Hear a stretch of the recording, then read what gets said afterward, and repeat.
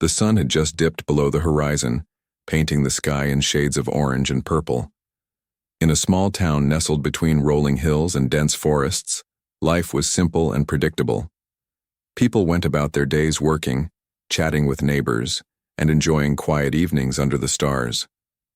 But on this particular evening, something extraordinary happened. Something no one could have anticipated. Maya, a young girl who lived on the edge of town, stepped out onto her porch as she often did after dinner. Unlike most children her age, Maya experienced the world differently. She was deaf, unable to hear the sounds of birds chirping or cars passing by. An accident years earlier had also left her blind in one eye. But that didn't stop her from observing everything around her, with sharp attention.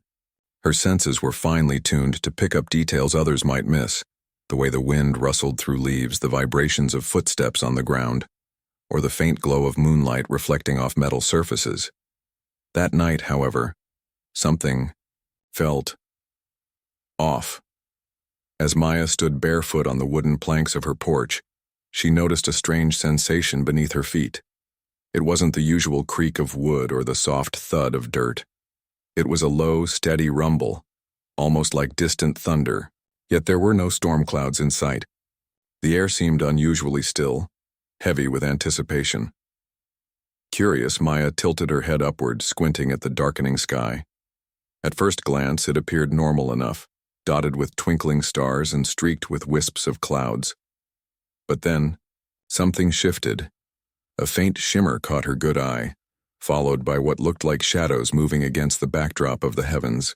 These weren't ordinary shadows, they were too large, too deliberate. They moved slowly, almost gracefully, spreading across the sky like ripples in water. Maya's heart raced. She couldn't explain what she was seeing, but she knew it wasn't natural.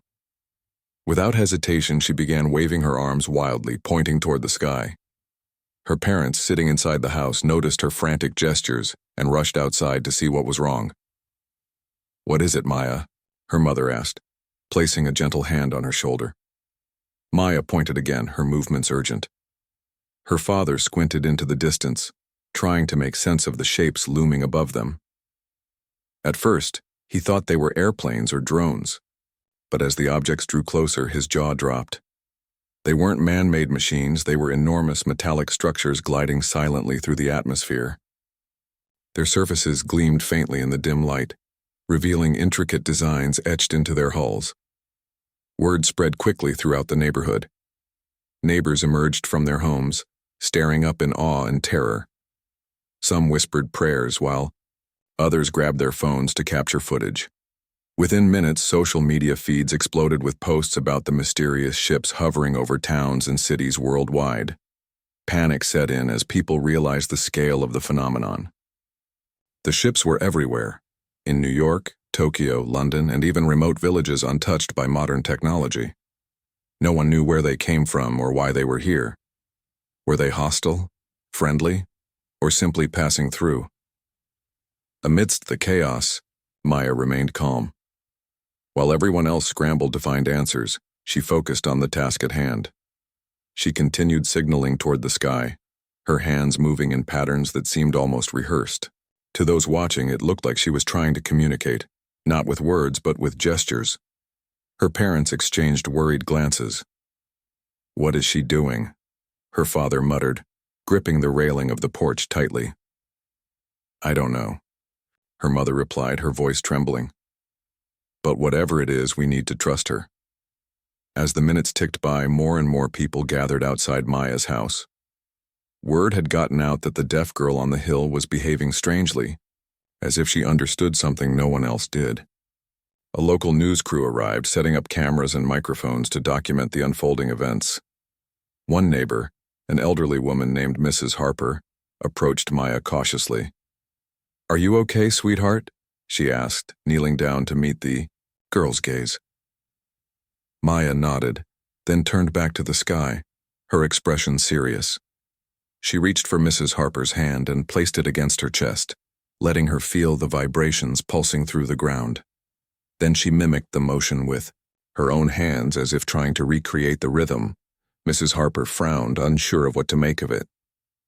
But someone else in the crowd, a young man named Jake, spoke up. "She's trying to signal them," he said confidently. "Look at her hands. She's copying the patterns she sees in the sky." He was right. Maya's gestures mirrored the shapes of the ships overhead, tracing their outlines in the air. It was as though she believed these beings would understand her silent plea for help. The idea sent a ripple of excitement and fear through the group. If Maya truly was communicating with the aliens, what message was she sending? Was she calling for assistance, warning of danger, or perhaps offering peace? No one dared to guess. All they could do was watch and wait, hoping against hope that this encounter wouldn't end in catastrophe. For Maya, time seemed to slow down. Despite the commotion around her, she blocked out the noise, or rather the lack of it, and concentrated solely on the task at hand. She didn't know why she felt compelled to act this way. It was as if some instinct deep within her had taken over. Whatever the reason, she trusted it completely. As the night wore on, the ships remained suspended in the sky, casting eerie shadows over the landscape. Lights flickered along their edges, pulsating in rhythmic bursts. Each flash sent a fresh wave of unease through the crowd, but Maya never faltered. She kept signaling, her determination unwavering. Unbeknownst to her, her actions were being broadcast live to millions of viewers around the globe. Social media platforms lit up with theories and speculations. Some praised Maya's bravery, calling her a hero.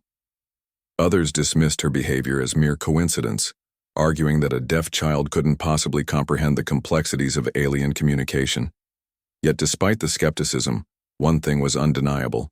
Maya had captured the world's attention, and as the hours passed, it became increasingly clear that she held the key to unraveling the mystery of the ships in the sky. Little did anyone know, this was only the beginning of an extraordinary journey, one that would test humanity's limits, challenge its beliefs, and ultimately bring two vastly different worlds together in ways no one could have imagined. As the night stretched on, the crowd gathered outside Maya's house grew restless. People whispered anxiously, their breath visible in the chilly air. Some clutched blankets tightly around themselves, while others paced back and forth, glancing nervously at the sky. The ships remained eerily still, their metallic surfaces reflecting faint moonlight. Despite their silence, they radiated an aura of power that made everyone feel small and insignificant. Maya continued her gestures, oblivious to the growing tension among the adults. Her movements were deliberate, almost rhythmic, as though she were following an invisible script only she could see. Occasionally she would pause, tilt her head slightly, and then resume with renewed focus. To those watching, it seemed like she was engaged in a one-sided conversation, a silent dialogue between herself and the mysterious beings above. Her parents, however, were far from calm. They exchanged worried glances, unsure how to handle the situation. "We should get her inside," Maya's mother whispered urgently to her father. "It's not safe out here." But before they could act, a voice cut through the murmurs of the crowd. "Wait!" Everyone turned to see who had spoken. Standing near the edge of the group was Marcus, a tall man in his late 40s with graying hair and a weathered face. He wore a leather jacket over a faded military shirt, and his posture exuded confidence despite the chaos around him. Marcus wasn't a stranger to the town. He'd lived there for years after retiring from the army, but he kept mostly to himself. Few people knew much about him beyond the fact that he'd served overseas and returned home profoundly changed. What many didn't realize was that Marcus shared something in common with Maya. He too was deaf, having lost his hearing during combat due to an explosion.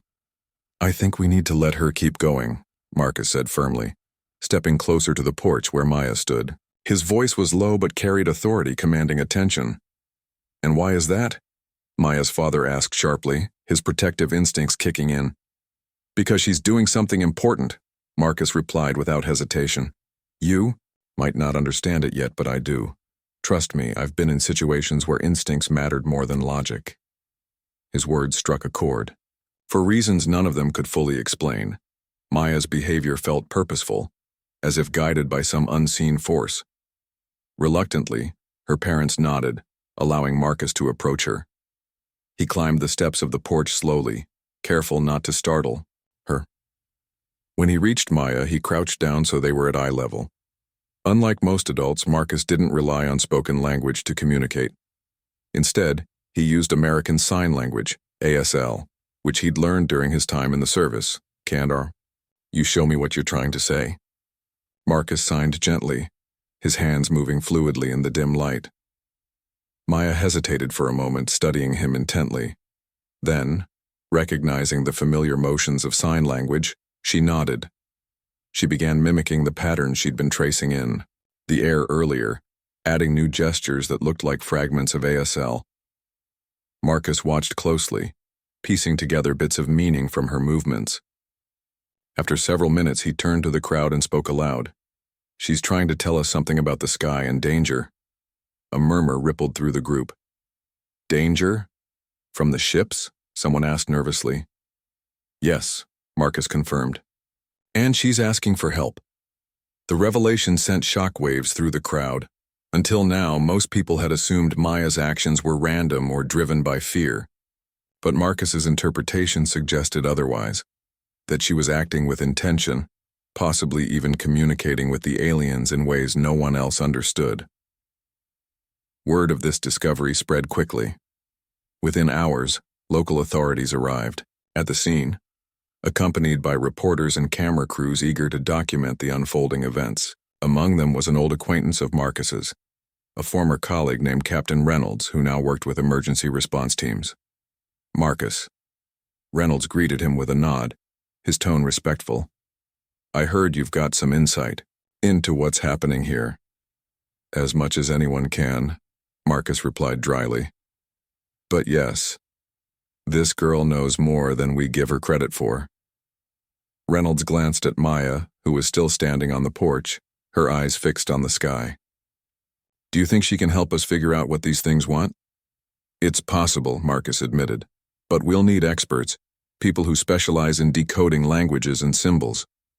With that, Reynolds placed a call to higher-ups, requesting assistance from linguists, cryptographers, and scientists specializing in extraterrestrial phenomena.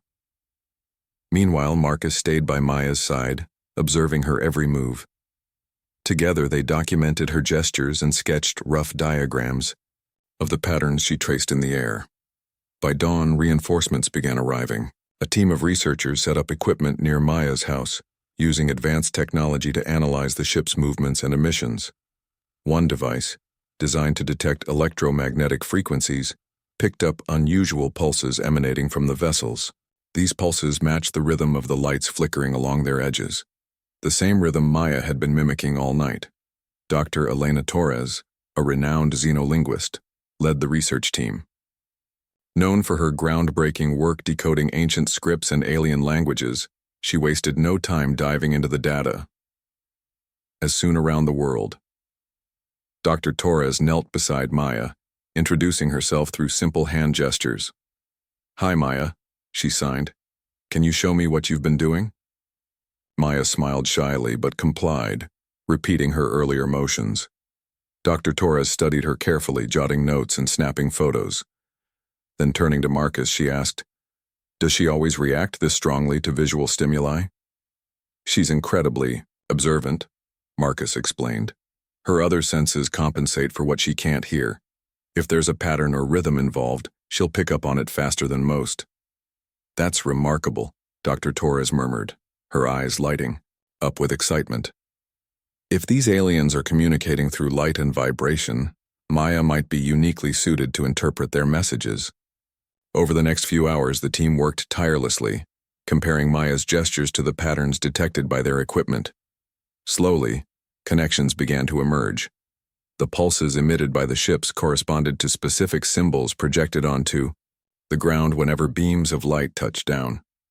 These symbols formed sequences that resembled sentences when arranged correctly. Dr. Torres translated one such sequence. "We seek refuge." The implications were staggering. These beings weren't invaders, they were refugees fleeing destruction in their own galaxy. Desperate for survival, they had traveled unimaginable distances to find sanctuary among the stars, and Earth, it seemed, was their last hope. When the translation was announced, a wave of relief washed over the crowd. Fear gave way to curiosity as people realized the aliens posed no immediate threat. Still, questions lingered. Why had Maya been able to decipher their signals so intuitively? Was it mere coincidence, or was there something deeper at play? For now, answers remained elusive. But one thing was certain. Maya had become an unlikely hero, bridging the gap between humanity and the unknown. Her courage and determination inspired those around her, proving that even in the face of uncertainty, compassion and curiosity could pave the way forward. As the sun rose higher in the sky, casting golden light over the sleepy town, preparations began for the next step. Humanity had taken its first tentative steps toward understanding these visitors from beyond the stars, and thanks to Maya, the journey ahead promised to be as extraordinary as it was unpredictable. The discovery that the aliens were refugees seeking refuge sent shockwaves through the world. News outlets buzzed with updates, and social media exploded with reactions ranging from awe to skepticism. While some celebrated Maya's role in deciphering the aliens' message, others questioned whether humanity should trust these visitors. Governments convened emergency meetings, debating how to respond to the unprecedented situation. Yet amidst the chaos, one thing was clear. Maya and her unique abilities had become central to any attempt at communication. Dr. Elena Torres, now leading the effort to decode the aliens' language, worked tirelessly alongside Marcus and a growing team of experts. They set up a makeshift command center near Maya's house, filling it with laptops, cameras, and advanced equipment designed to analyze the symbols projected by the ships. Every time a beam of light touched down, creating intricate patterns on the ground, Maya would react instinctively, sometimes mimicking the shapes with her hands, other times sketching them in the dirt or on scraps of paper. Her parents watched, anxiously as their daughter became the focal point of global attention. "Is this safe?" Maya's mother whispered to Marcus late one night, after another long session of translating alien messages. What if something goes wrong?" Marcus placed a reassuring hand on her shoulder. "Maya's stronger than she looks," he said, "and we're not going to let anything happen to her." Despite his confidence, Marcus couldn't ignore the weight of responsibility resting on all their shoulders. If they misinterpreted even a single symbol, it could lead to misunderstandings, or worse. The stakes were higher than anyone dared admit. A breakthrough days turned into weeks as the team pored over data, piecing together fragments of meaning from the aliens' cryptic language. Dr. Torres dubbed the beings Lumini, based on their luminous appearance and reliance on light-based communication. She theorized that their form of expression was rooted in vibrations and pulses rather than spoken words, a concept Maya seemed uniquely attuned to. One evening, as the sun dipped below the horizon, a breakthrough occurred. A massive beam of light descended from one of the ships, illuminating an open field just outside town. This time, instead of static symbols, the light formed dynamic sequences, like sentences unfolding in real time. The patterns shifted rapidly, almost too fast for the cameras to capture. Maya stood at the edge of the field, her eyes wide with fascination. Without hesitation, she stepped forward, walking directly into the glowing projection. Her parents gasped, rushing to pull her back. But Marcus held them back. "Let her go," he urged. "She knows what she's doing." As Maya moved deeper into the light, her hands began tracing the shapes she saw in the air. To everyone's astonishment, the patterns responded to her movements, shifting and rearranging themselves as though acknowledging her presence. It was as if the Lumini recognized her, not just as a human, but as someone capable of understanding their language. Dr. Torres quickly joined Maya, holding up a tablet to record the interaction. Together, they worked to document each sequence, cross-referencing them with previous translations. By the end of the night, they had uncovered a new phrase: "We mean no harm." The message sparked hope among the researchers and townspeople alike. For the first time since the ships appeared, humanity dared to believe that peaceful coexistence might be possible. Building trust. With this newfound understanding, preparations began for a historic meeting between humans and the Lumini. Global leaders agreed to send a diplomatic envoy, led by Dr. Torres and accompanied by Marcus and Maya.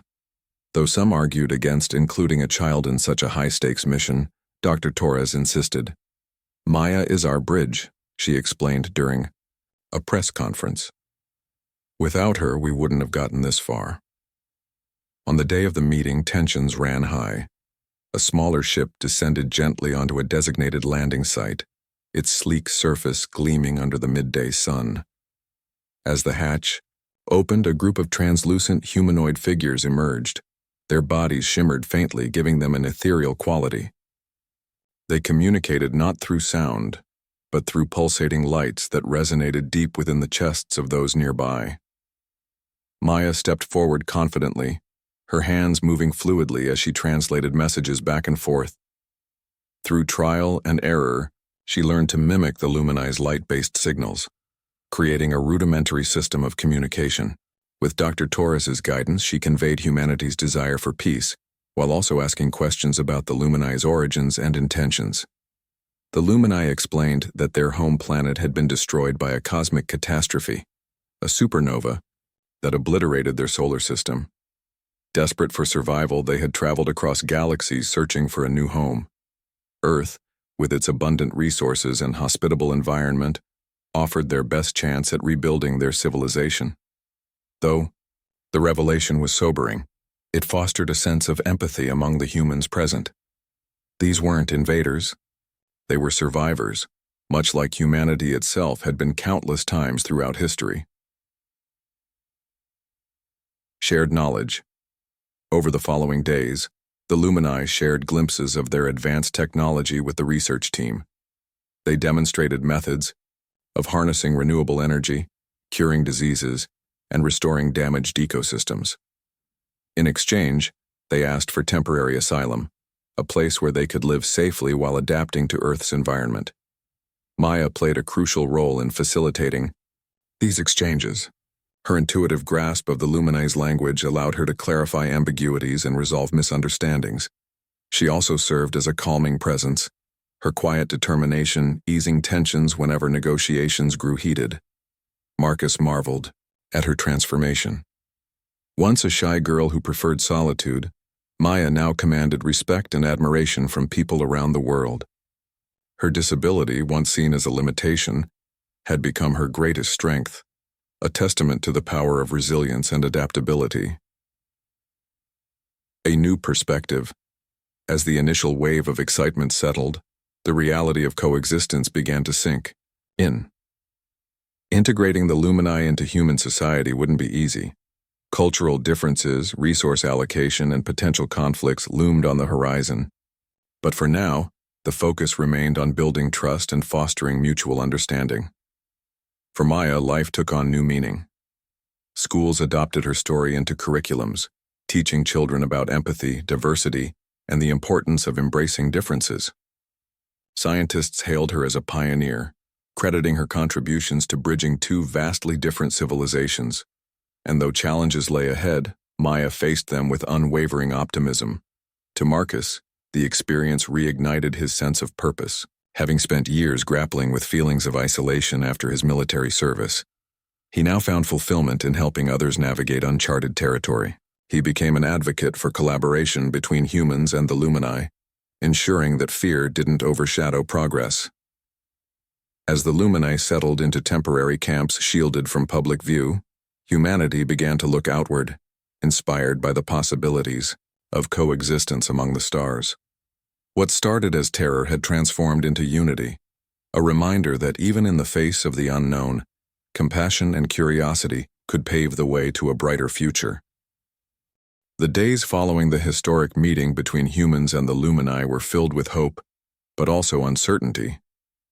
While the initial encounter had been peaceful, the challenge of integrating two vastly different civilizations loomed large. The Lumini, though advanced in many ways, were still refugees, fragile beings who needed time to adapt to their new environment. Humanity, on the other hand, grappled with questions about how much aid they could provide without jeopardizing their own resources or way of life. Maya remained at the heart of these efforts, acting as both a translator and a symbol of unity. Her ability to interpret the Luminae's light-based communication continued to astound scientists and leaders alike. Dr. Elena Torres often remarked that Maya's unique sensory perception seemed almost supernatural, allowing her to connect with the aliens in ways no one else could. She doesn't just translate words, Dr. Torres explained during a press briefing. She understands their emotions, their intentions. It's like she speaks their language fluently. But Maya wasn't alone in this monumental task. Marcus stood by her side every step of the way, offering guidance and support. His experience as a veteran taught him the importance of patience and perseverance, qualities he passed on to Maya during moments of doubt. Together, they formed an unbreakable bond, a partnership built on trust and shared purpose. Temporary settlements. With global approval, temporary settlements were constructed for the Luminae in remote areas far from dense human populations. These locations offered privacy and security, while minimizing potential conflicts. The settlements themselves were marvels of engineering, combining Earth's materials with technology provided by the Luminae. Transparent domes housed their living quarters designed to mimic the atmospheric conditions of their destroyed planet. Inside, the Luminae communicated through pulsating lights that danced across walls, creating an ethereal ambiance. Maya visited the settlements frequently, eager to learn more about the Luminae's culture and way of life. She discovered that their society was deeply interconnected, relying on collective decision-making rather than individual leadership. When asked about their priorities, the Luminae conveyed a simple yet profound message: survival and harmony. They sought not to dominate Earth, but to coexist peacefully, sharing knowledge and resources for mutual benefit. During one such visit, Maya noticed something unusual.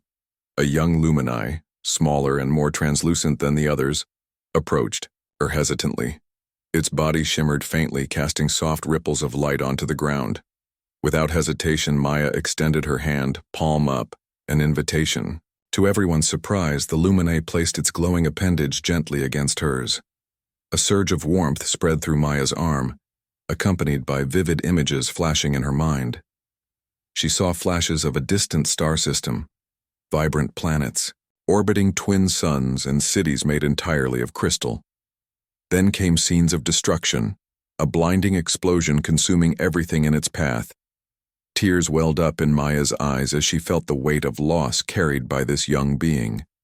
When she turned to Dr. Torres and Marcus, her expression was somber. "They're sad," she signed. "They miss their home." Her words resonated deeply with those around her. For all their technological advancements, the Luminae were still vulnerable, scarred by tragedy and yearning for belonging. It was a reminder that beneath their alien exterior, they shared fundamental human emotions: grief, hope, and resilience.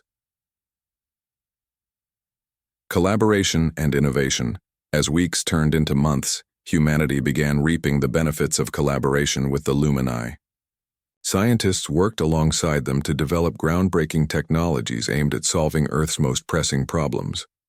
One notable breakthrough involved harnessing energy from quantum fields, a concept previously thought impossible. This innovation promised clean, limitless power that could revolutionize industries worldwide. In medicine, the Luminae introduced techniques for regenerating damaged tissue using bioluminescent compounds. Hospitals began testing these methods on patients suffering from severe injuries or chronic illnesses, achieving results that defied conventional understanding.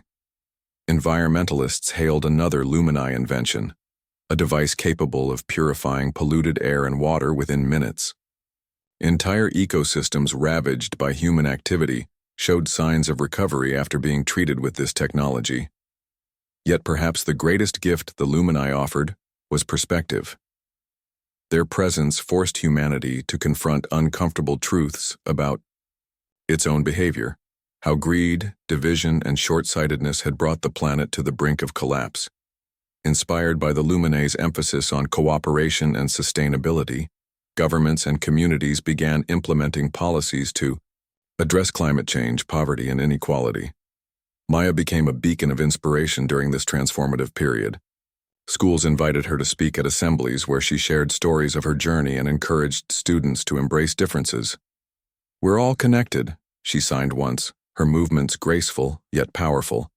"It doesn't matter if we look different or come from different places. What matters is how we treat each other." Her message resonated globally, sparking movements dedicated to fostering empathy and inclusivity. Social media campaigns highlighted her achievements, calling her the girl who saved the world and Earth's ambassador to the stars. Lacroix's challenges. Along the way, despite the progress, challenges persisted. Not everyone welcomed the Lumini with open arms. Some feared their advanced technology would render human workers obsolete, leading to economic instability. Others worried about cultural erosion, arguing that adopting alien practices might dilute Earth's traditions. Conspiracy theories abounded, fueled by misinformation and fear-mongering. One particularly tense incident occurred when a group of protesters gathered outside a Lumini settlement, demanding their removal. Armed with signs and megaphones, they chanted slogans accusing the aliens of ulterior motives. Tensions escalated until Marcus intervened, stepping between the crowd and the settlement gates. "These beings are here because they have nowhere else to go," he said firmly, his voice amplified by a portable microphone. "They've lost everything, their homes, their families, their entire world. If we turn our backs on them now, what does that say about us?" His words struck a chord. Slowly, the crowd dispersed, leaving behind a sense of unease but also reflection. Incidents like this underscored the need for ongoing education and dialogue to dispel fears and build trust. A shared future. By the end of the first year, the relationship between humans and the Lumini had evolved significantly. Temporary. Settlements transformed into permanent communities, blending elements of both cultures. Humans learned to appreciate the Lumini's art forms, which included intricate light displays and harmonic vibrations that resonated with emotions. In return, the Lumini adopted aspects of human creativity, experimenting with music, painting, and storytelling. Maya continued to play a pivotal role in bridging these worlds. Her parents, once hesitant about her involvement, now proudly supported her endeavors. "She's found her place," her mother said during an interview, "and in doing so, she's helping the rest of us find ours too." For Marcus, the journey reaffirmed his belief in humanity's capacity for growth. Witnessing people overcome prejudice and fear to embrace the unknown gave him hope for a better future, not just for Earth, but for all sentient beings. As the Yore, Lumini rebuilt their lives on Earth, humanity looked outward, inspired by the possibilities of coexistence among the stars. What started as terror had transformed into unity, a testament to the power of compassion and curiosity. And at the E-eyed center of it all stood Maya, a deaf girl whose courage and determination had changed the course of history forever. The months following the Lumini's arrival marked a turning point, not just for humanity, but for the entire planet. The initial fear and uncertainty that had gripped the world slowly gave way to optimism as people began to see the benefits of coexistence. The Lumini's advanced technology brought about sweeping changes in energy production, medicine, and environmental restoration. Cities once choked by pollution became cleaner and greener. Diseases once thought incurable were now treatable, and ecosystems on the brink of collapse showed signs of renewal. But perhaps the most profound change was in the hearts and minds of humanity itself. The presence of the Lumini forced people to confront their own flaws, greed, division, and short-sightedness, and strive for something greater. It wasn't an easy process. There were setbacks and moments of doubt. Yet with every challenge overcome, the bond between humans and the Lumini grew stronger. Maya, now a global icon, stood at the forefront of this transformation. Her name became synonymous with hope, resilience, and unity. Schools taught her story in classrooms around the world, emphasizing how her disabilities had become strengths that connected two vastly different civilizations. Scientists hailed her as a pioneer, crediting her unique sensory perception for unlocking the mysteries of alien communication, and ordinary people admired her courage, seeing in her a reflection of what humanity could achieve when it embraced diversity and empathy. A day like no other one. Crisp autumn morning, Maya woke up feeling unusually excited. Today was the Idaizyar, day of the first official cultural exchange festival, a celebration of the partnership between humans and the Lumini. Held in a sprawling park near the Lumini settlements, the event promised to showcase the best of both worlds. For weeks, preparations had been underway, with artists, musicians, chefs, and scientists collaborating to create an unforgettable experience. Maya dressed carefully, choosing a bright yellow sweater that matched the warm glow of the rising sun. As she stepped outside, she found Marcus waiting for her on the porch. He smiled warmly, holding out his hand. "Ready?" he signed. "Ready," Maya replied, taking his hand. Together they walked toward the festival grounds where crowds had already begun to gather. The scene was vibrant and bustling with activity. Stalls lined the pathways, offering everything from traditional human foods to glowing Lumini delicacies infused with bioluminescent compounds. Musicians performed on stages scattered throughout the park, blending Earth's instruments with the harmonic vibrations created by the Lumini. Children ran around laughing, some clutching small devices that projected holographic images of stars and galaxies. At the center of the festivities stood a massive dome-shaped structure, its surface shimmering like liquid silver. This was the highlight of the event, the Harmony Pavilion, designed to immerse visitors in a shared sensory experience. Inside, humans and Lumini would collaborate to create dynamic light displays, telling stories of their respective journeys through art. Maya and Marcus made their way to the pavilion, greeted along the way by cheering crowds. People waved, snapped photos, and shouted words of gratitude. Though Maya couldn't hear them, she felt their energy, a wave of warmth and admiration that filled her with pride. The Harmony Pavilion. Inside the pavilion, the atmosphere was electric. Rows of seats formed a semicircle around a large stage where technicians adjusted equipment under the watchful eyes of Dr. Torres and several Lumini elders. When Maya entered, the room erupted into applause. She blushed, waving shyly before taking her seat beside Marcus and her parents. As the lights dimmed, Dr. Torres stepped onto the stage, addressing the audience. "Today marks a new chapter in our shared history," she began, "a chapter defined by cooperation, understanding, and mutual respect. We are here to celebrate not just what makes us different, but what unites us." Her speech ended with a call to action, for humanity and the Lumini to continue working together toward a brighter future. Then, the real show began. On cue, beams of light shot down from the ceiling, forming intricate patterns that danced across the walls and floors. Humans and Lumini performers moved in sync, creating a symphony of motion and color. Some told stories of Earth's ancient civilizations, while others depicted the Lumini's journey across the stars. At one point, Maya joined the performance, stepping onto the stage to mimic the light patterns with her hands. The crowd watched in awe as the Lumini responded to her gestures, their bodies glowing brighter in acknowledgement. It was as if they were speaking directly to each other, not through words, but through movement and emotion. Tears streamed down Maya's face as she felt the depth of their connection, a bond forged through shared experiences and trust. When the performance ended, the audience rose to their feet, applauding thunderously. Even those who had doubted the Lumini's intentions now saw them as allies, partners in humanity's quest for progress. A legacy of hope. In the weeks and months that followed, the Cultural Exchange Festival inspired similar events worldwide. Towns and cities organized their own celebrations, fostering deeper connections between humans and the Lumini. Educational programs expanded, teaching children about the importance of inclusivity and collaboration. For Maya, life took on new meaning. She traveled extensively, visiting schools, universities, and international conferences to share her story. Her message remained consistent. We're all connected. It doesn't matter where we come from or how we look. What matters is how we treat each other. Marcus accompanied her on many of these trips, serving as both a mentor and a friend.